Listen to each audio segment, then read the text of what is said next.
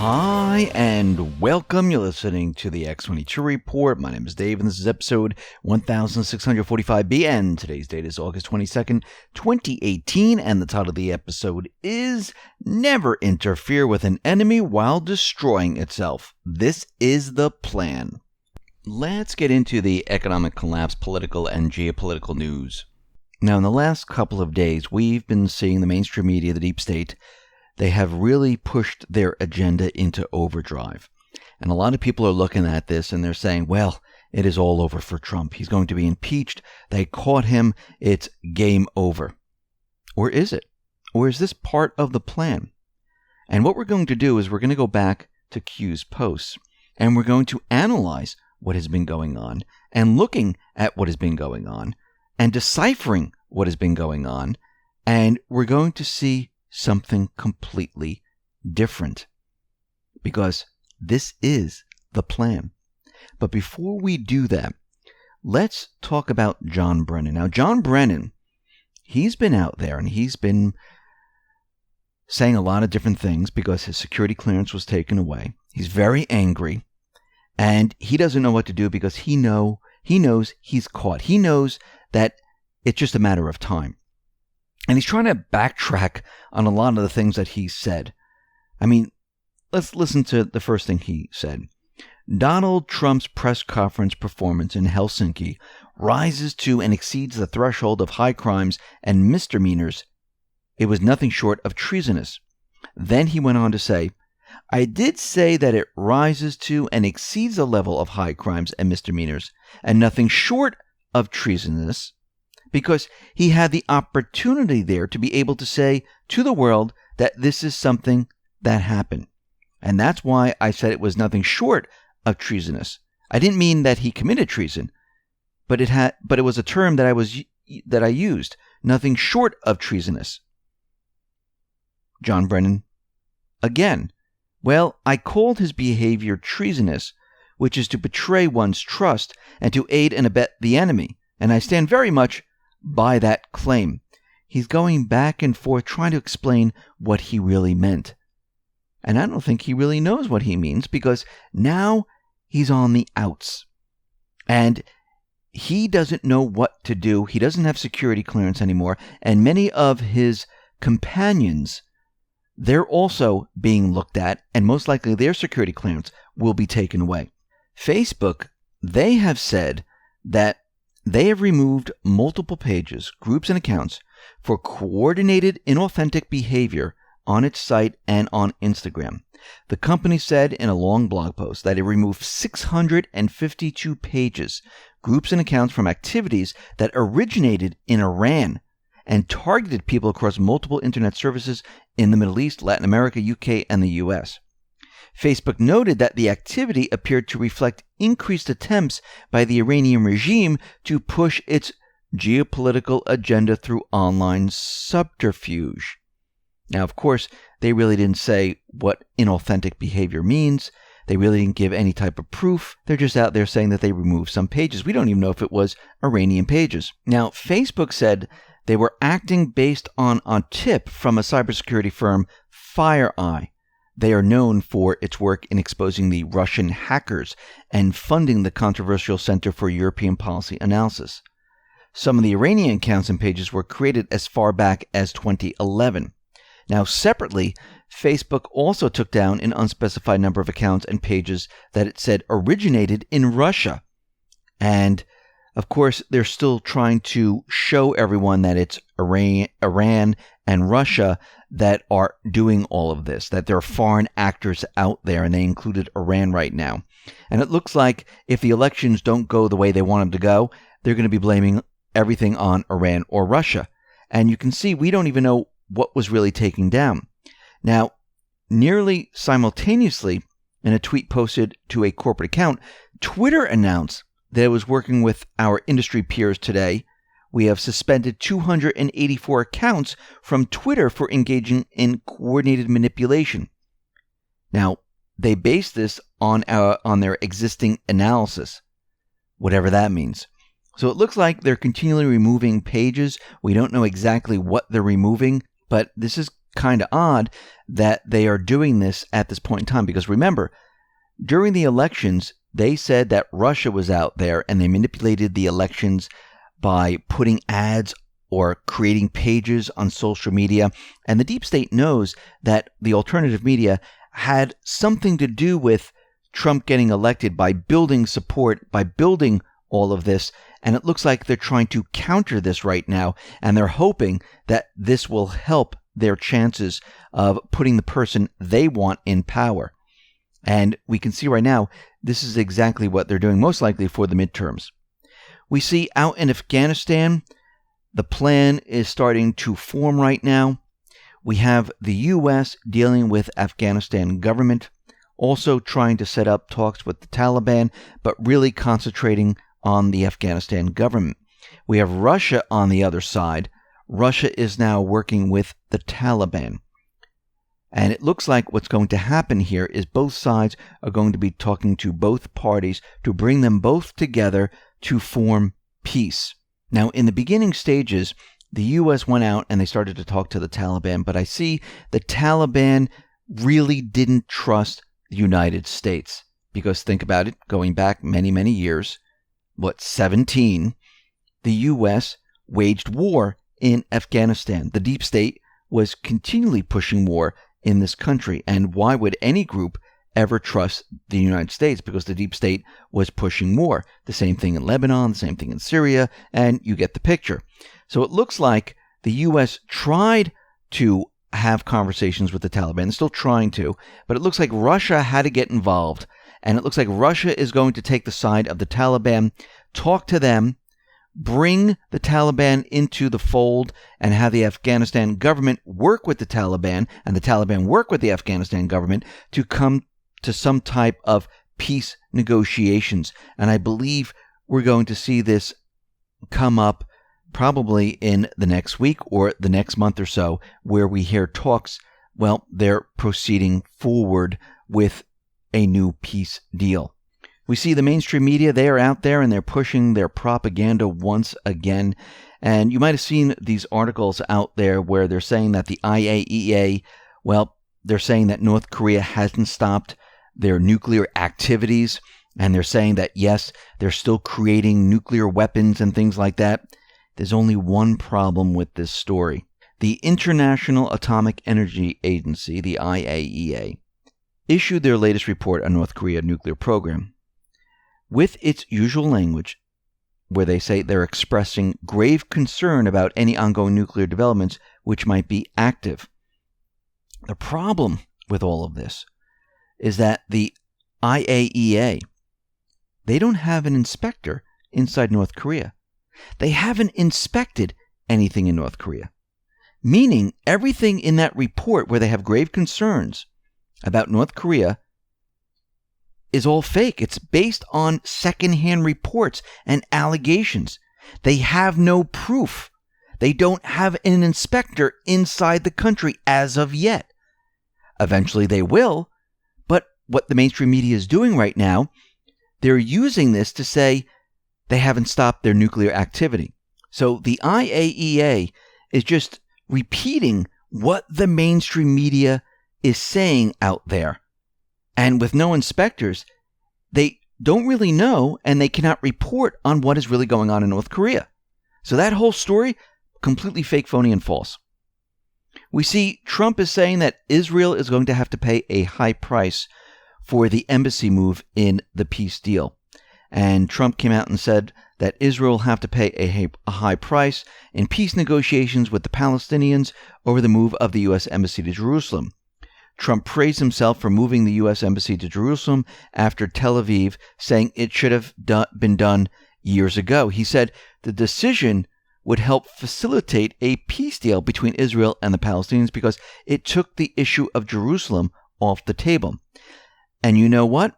In a negotiation, Israel will have to pay a higher price because they won a very big thing. But I took it off the table, he said.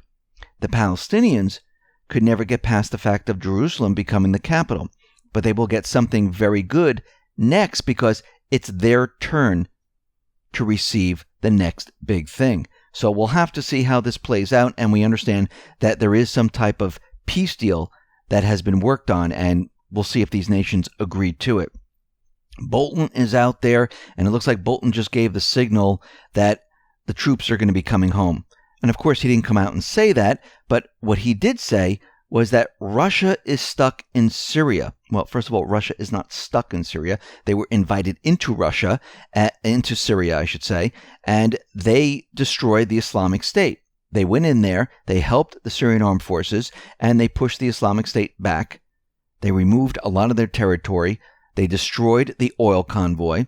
And then Trump and the Patriots came in, and they helped out even further. Bolton is out there, and he claimed that Russia, again, is currently stuck in Syria, and Washington could use this situation as leverage to push for an end to Iran's mission there in future contacts with Moscow. Basically what he's saying, it is now time for the coalition forces to be removed from Syria. We're going to be using Iran as the cover story of why the troops can now leave, because Iran is going to be removed from Syria. We see Lavrov is out there, and he's repeating that all foreign forces staying in Syria without request from the government must leave the country. And they're continually making this call because they want the world to know that there are certain countries in there that were allowed to be there. Russia, Iran. Other countries, they were not allowed to be there. They invaded Syria, and now that Syria is almost free of all these paid mercenary terrorist groups, and Assad has control of the country, he's going to want all foreign troops to vacate immediately. Now, the deep state, they're not going to give up that easy. They still hold Idlib. The battle is raging on there, and it looks like we're getting information that the White Helmets in that area, they're coordinating to stage another chemical attack. And this is why Bolton is out there, and I think Macron is out there saying that if Assad uses chemical weapons, we will not tolerate this. Now, of course, why would Assad use chemical weapons at this point? It makes no sense. Actually, it makes no sense to use chemical weapons on his own people ever. Why would the people support him? Why would the refugees want to come back? Why would anyone stay there if he's sitting there using chemical weapons on his own people? It makes no sense. He has the support of the people.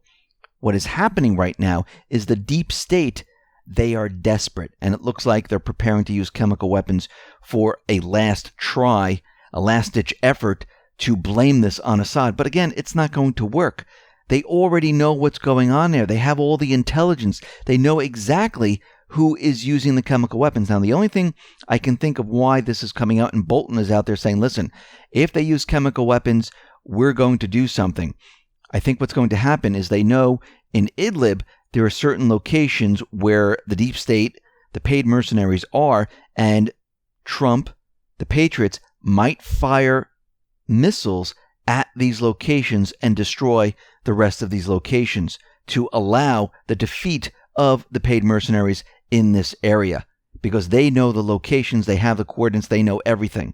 So we can see right now that this might be a possibility, and we might see a chemical attack, and we might see additional missiles being shot at this area.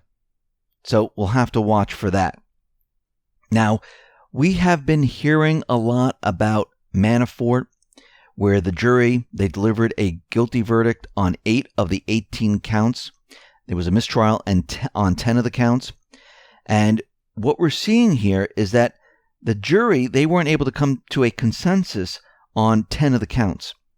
A guilty verdict on 5 counts of fraudulent tax filings, 1 count for each tax filing, year 2010, 11, 12, 13, 14, 3 guilty verdicts on bank fraud charges, false information on $33.4 million loan application in March of 2016 from Citizens Bank, Rhode Island, false information on $5.5 million loan application for a building in Brooklyn, hiding foreign bank accounts, and Judge Ellis declared a mistrial on the remaining 10. Now, what does this have to do with Russian collusion? Everything that has been done was way before the election. This has nothing to do with Russian collusion. So this has nothing to do with Trump. This has to do with Manafort and his business dealings. Now, of course, Trump came out and he responded to all of this, And he said, this has nothing to do with Russian collusion. This was a witch hunt. He said Paul Manafort, a good man, and said it was a sad thing, he was convicted in federal court. And he went on to say, and he tweeted, I feel very badly for Paul Manafort and his wonderful family. Justice took a 12-year-old tax case, among other things, applied tremendous pressure on him, and unlike Michael Cohen, he refused to make up stories in order to get a deal. Such respect for a brave man. Now, once again, it shows that there was no Russian collusion. This case had nothing to do with it. And now that whole story is completely over. But we'll get into that in a little bit. Michael Cohen, on the other hand, his attorney, Lanny Davis, a longtime Clinton friend and Bill Clinton's special counsel, tweeted that Michael Cohen took this step today so that his family can move on to the next chapter. Now, of course, Michael Cohen, he's saying that Trump directed him to commit a crime. So Lanny Davis was out there, and he said that his client has knowledge about computer hacking and collusion and is willing to speak with Special Counsel Mueller about a conspiracy to collude with Russia during the 2016 presidential campaign. And Davis went on to say that there is no dispute that Trump committed a crime, as he repeated that Cohen has knowledge of a Russian conspiracy. Now, if you listen to Lanny Davis, it seems like Cohen went out there, named Trump, and said Trump did this, he was the person, and that was that. And it's all said and done. Now we can go after Trump. We can push the impeachment case, which Lanny Davis is saying that this is what we should do. But when we start to look at what is really going on here, we see that not everything's exactly what Lanny Davis is saying. First of all, at no point did Cohen refer to Trump by name. Cohen said that it was the direction of a candidate for federal office. Yes, I know the corporate media is out there. They're assuming that candidate means Trump, but he never named Trump, but we'll get into that in a minute. Cohen additionally told the judge he made a contribution of $150,000 in the direction of the candidate, which aligns with his payment to secure the rights to former Playboy model Karen McDougal's account on an alleged affair with Trump. The Justice Department alleged in a court filing in the case that Cohen coordinated with one or more members of the campaign about the payments. It does not specify how many campaign employees or who besides the candidate Cohen may have worked with. Now, as always, the deep state likes to set up a GoFundMe page. So already Lanny Davis is out there, and he set up a GoFundMe page, and he launched a $500,000 GoFundMe campaign to expose the truth about Trump. And this is what they're pushing. So let's take a closer look at what's really going on here. The Michael Cohen plea agreement is a total of 8 counts claimed by SDNY, this is the Southern District of New York, as an unlawful activity. However, one count is entirely political and not supported by the Federal Election Commission. Guess which one the media is now focusing on? Yep, you got it. The one that has to do with the Federal Election Commission, but it's not supported by the Federal Election Commission. Within the plea agreement, the first 5 charges relate to tax avoidance or tax evasion. Each count relates to a specific tax year: 2012, 2013, 2014, 2015, 2016. The 6th charge, a bank fraud charge, relates to lying on a credit application. These 6 charges appear valid, documented, and agreed in the plea. The 7th charge relates to structuring financial transactions through the use of a corporation. This charge is tenuous but arguable. However, the 8th charge is the one the media are focused on, the charge of an illegal campaign contribution. And this is what it says. Count 8 of the information charges the defendant with making an excessive campaign contribution on or about October 27, 2016, in violation of 52 U.S.C. Section 30116A IA and 30116A7, 30109 D1A, and this goes on. Count 8 carries a maximum term of imprisonment of 5 years, a maximum term of supervised release of 3 years, a maximum fine of $250,000, and it goes on and on about what this charge is. Now, this Count 8 transaction surrounds a payment to Stephanie Clifford, which is Stormy Daniels, of $130,000 for a nuisance claim, who says it is a campaign contribution. Now, the SDNY, they are the ones who are saying this. No one else is. Not even the FEC considers this campaign contribution illegal. Trump said the payment was from him, not his campaign. So Count 8 is a political charge plea specifically included for the purpose of pulling Donald Trump into the SDNY Cohen case. There is no FEC violation here. So the Federal Election Commission is not making the claim.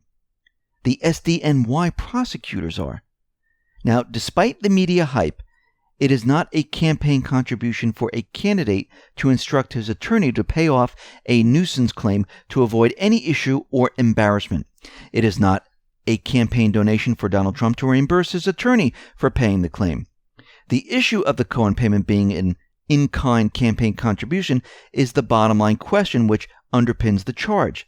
There is no FEC rule or law that says a candidate cannot pay off an accuser to avoid further issues, a nuisance claim. Paying an accuser to avoid controversy or embarrassment is no different than a candidate buying an American car with personal funds to gain the beneficial public optics of not driving a foreign car. Neither expense example makes the payment an aspect of an in-kind campaign contribution.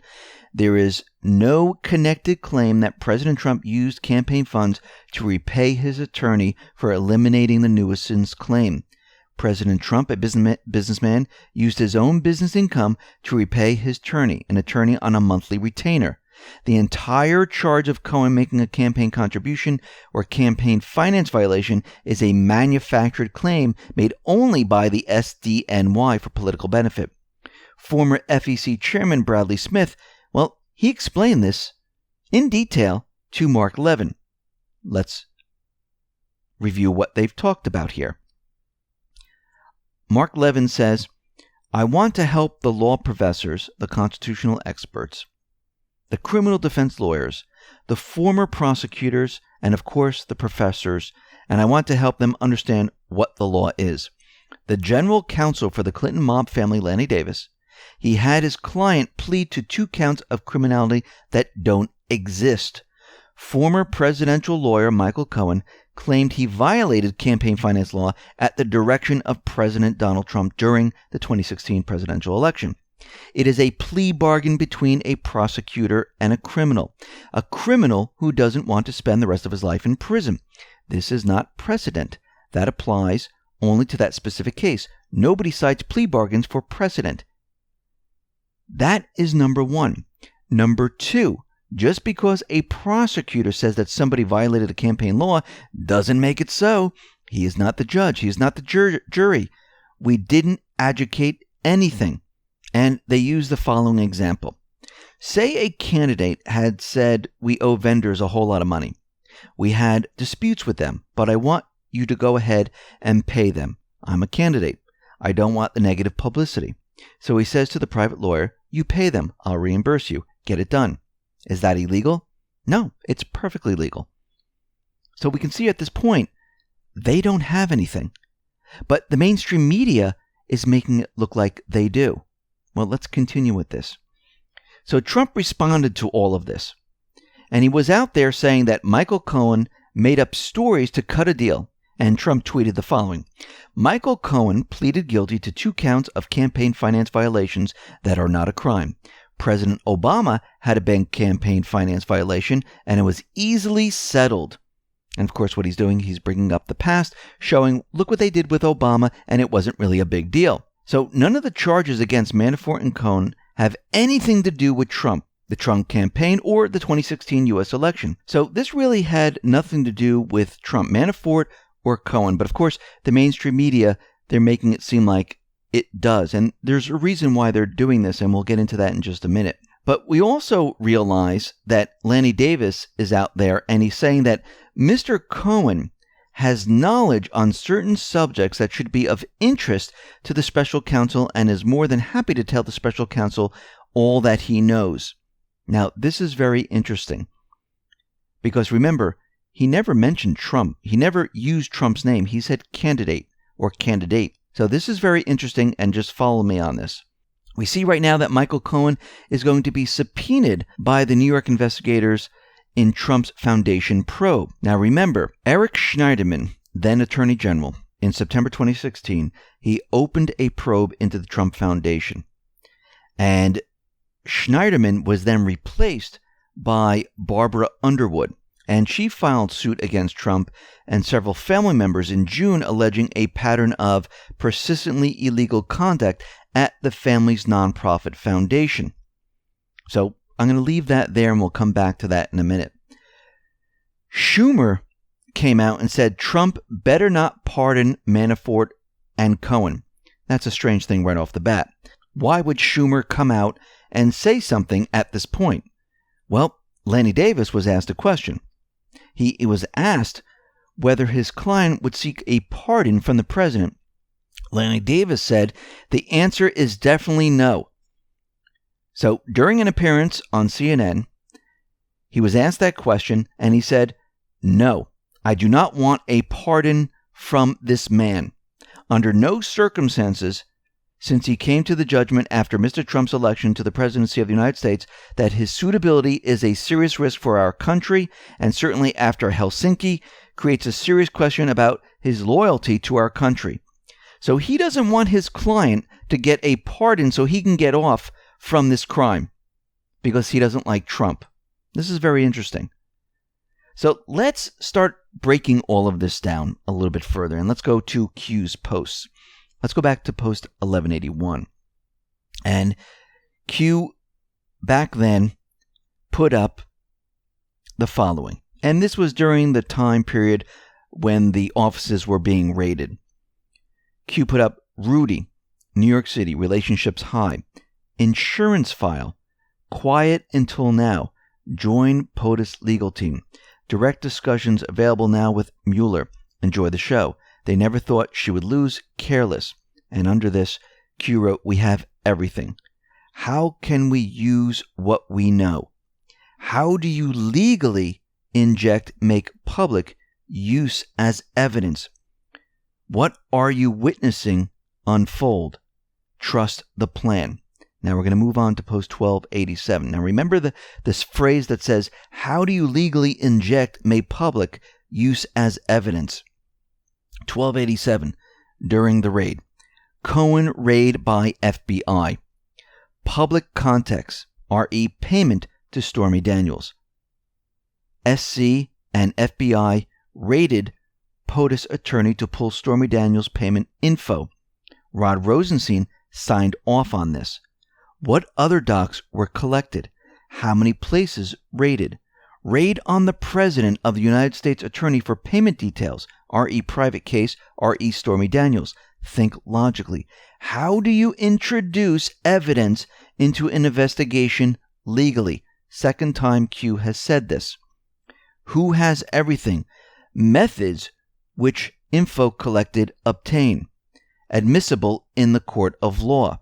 Insert Rudy. We're going to move on to post 1538. We're going to be talking about projection. Attack POTUS Foundation, which they are doing right now. They're bringing Cohen into this. And the acting New York Attorney General, at the time, this individual, Schneiderman, was going after the foundation. Why? Clinton Foundation. Nightmare Awake slush fund with children. Claim political attack. Case against POTUS. Projection. POTUS and Russia. Why? Hillary Rodham Clinton, Hussein, etc. and Russia.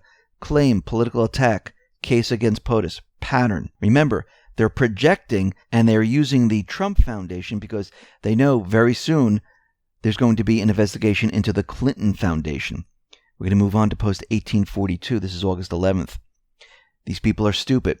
Never interfere with an enemy while he's in the process of destroying himself. Discovery. Q. So let's go over this a little bit here. Number one, Manafort and Cohen, the timing is amazing. So Manafort, the jury came out and they held the Cohen story and they perfectly timed the release and plastered it all over the media at the same exact time. And they keep repeating this over and over and over to make you think that Trump is guilty. Cohen says candidate never mentions Trump by name. And his lawyer, Clinton's lawyer, Lenny Davis, and a friend, says Trump, well, he's the one. Now, Lenny Davis inserted Trump. Cohen never did. Cohen's lawyer sets up a GoFundMe page, like Strzok and all the others, to help pay for all of this. Now, Lenny Davis is out there, and he's saying that Trump has broke the law. The mainstream media is continually repeating it on every single station. They are saying the same exact thing. Why do they do this? Because they want everyone to believe it. This is what they do. This is how they brainwash people. One count is entirely political and not supported by the Federal Election Commission. This came from the former FEC chairman Bradley Smith. No laws have been broken. The entire charge of Cohen making a campaign contribution or campaign finance violation is a manufactured claim made only by the SDNY for political benefit. Q says, how do you legally make public use as evidence? Cohen says that he is more than happy to relay the information to Mueller. What information? Remember, Cohen did not say Trump. Everyone assumes he says Trump because the attorney, Lenny Davis, told us it was Trump. But really, in the court documents, he said candidate. This is very interesting.